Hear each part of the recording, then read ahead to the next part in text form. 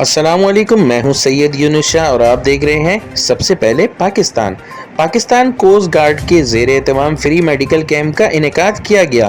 Camp میں شہریوں کو مفت ادویات بھی فراہم کی گئیں۔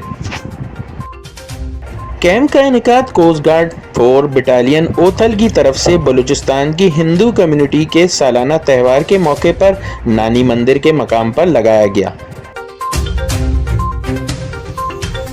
جس میں کوسٹ گارڈ کے ڈاکٹرز بشمول لیڈی ڈاکٹرز اور طبی عملے نے ہندو کمیونٹی کے سالانہ تہوار کے موقع پر مریضوں کو طبی سہولیات فراہم کی۔ ایک روزہ میڈیکل کیمپ میں 2500 سے زائد مریضوں کا چیک اپ کیا گیا، جس میں مرد، خواتین اور بچے شامل تھے۔ تمام مریضوں کو مفت ادویات بھی فراہم کی گئیں۔